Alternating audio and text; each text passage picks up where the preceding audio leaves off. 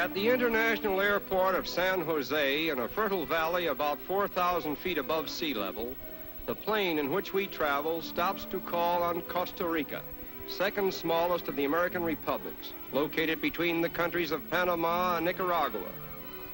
This is the terminal station in Central America for the various airways operating between North and South America, and it is regarded as one of the best in the world.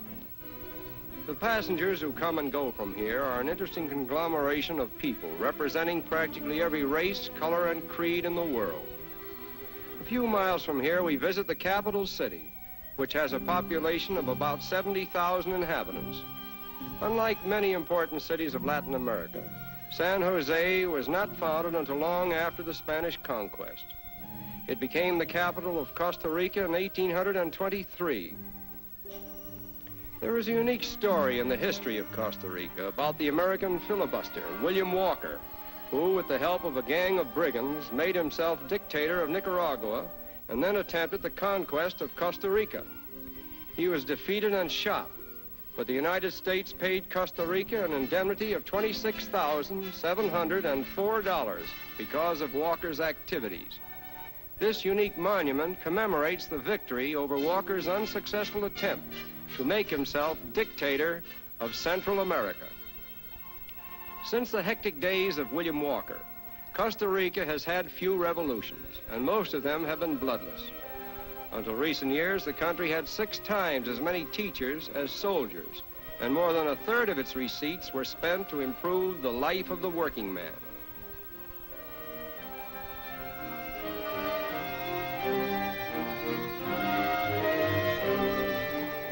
In the suburbs of San Jose may be found municipal golf courses and swimming pools, where one may enjoy the more wholesome diversions of life in peaceful seclusion.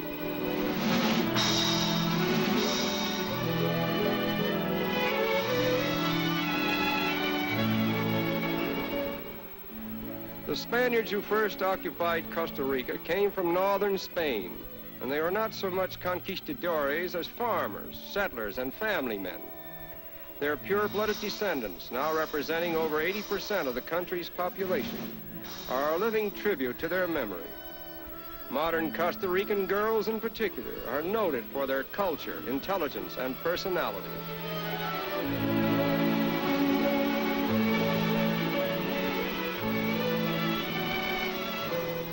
It is said there are more varieties of orchids in Costa Rica than in any other country. And although we didn't take time to verify this, we visited the farm of a famous orchid grower, where we found some outstanding examples, which may help to substantiate Costa Rica's claim to orchid fame.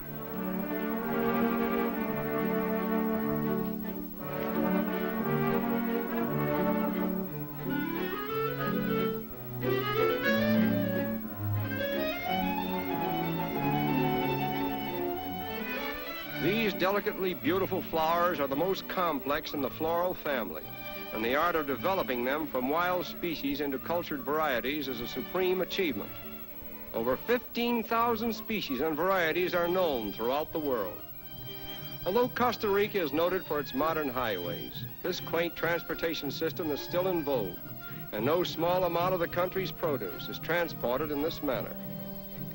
The farmers vie with each other in decorating their handmade carts, the wheels of which often look like the tops of roulette tables. Even the wooden bars that are strapped to the horns of the oxen receive their share of the painted decorations.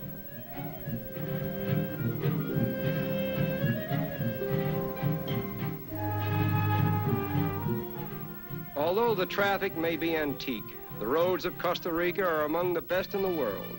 And this little country boasts that it is one of the first to complete its portion of the great Pan-American Highway. Among the scenic marvels of Costa Rica are her volcanoes, the best known of which are Poas, 9,000 feet above sea level, and possessing the largest crater in the world, and its sister volcano, Iratsu, dominating the central plateau of the country.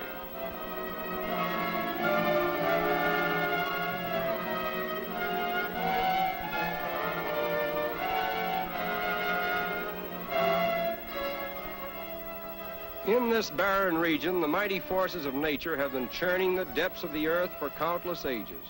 And although we are probably gazing on the oldest land in this part of the world, we have the strange feeling of witnessing evolution at work, molding new land in the ceaseless forge of nature.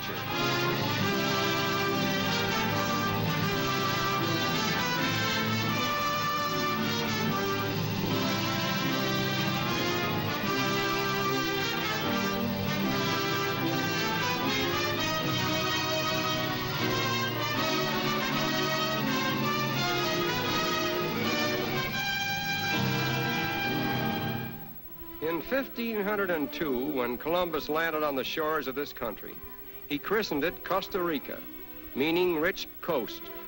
But it is not the wealth of gold and silver and other valuable mineral deposits which makes Costa Rica a rich country, for mining has not been developed as a dominant industry, and the continued economic prosperity of the country is dependent upon its plantations and small farms. Next to coffee, bananas are the chief crop of export, and the investment in banana plantations is valued at over $23 million. Costa Rica was the first Central American nation to export bananas to the British Isles and Europe. This region was once a dense tropical forest, which has now succumbed to the developing hand of man. Water chemists locate supplies of water for irrigating the plants. Although about 3/4 of all American banana lands are in heavy rainfall zones, new modes in cultivation demand even more water. And in widespread use is this banana irrigation system, whereby the equivalent of 2 inches of rainfall every week is sprayed on the groves. The banana's scientific name is Musa sapientum, meaning fruit of the wise men. The Koran calls it the tree of paradise. But the banana does not grow on a tree. It is the harvest of the largest terrestrial plants, completely lacking a woody stem. A semi-bulbous plant with a leaf structure somewhat similar to that of the ordinary garden canna. The true stem is underground. It is a crop that cannot be ripened successfully on the plant, and the harvest must be cut green. On the modern banana plantation, routines of planting and pruning are such that the fruit can be cut for market every week and virtually every calendar day of the year, thereby making it a perpetual harvest.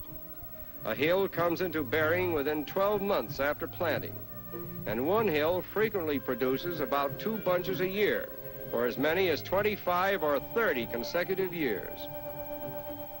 At the loading stations, the bananas are thoroughly cleansed and purified before packing them into cars, which start them on their long journey into the banana markets of the world.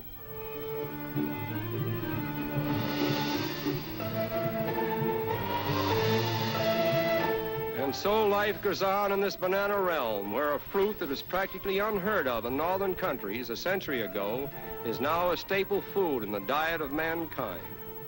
Although the backs of mules and donkeys are still an important medium for transporting bananas, they are fast being transplanted by modern trucks, which can carry in one load enough bananas to put 100 donkeys to shame. Back at the airport in San Jose, our plane is waiting to transport us to our northern homes, 3,000 miles away.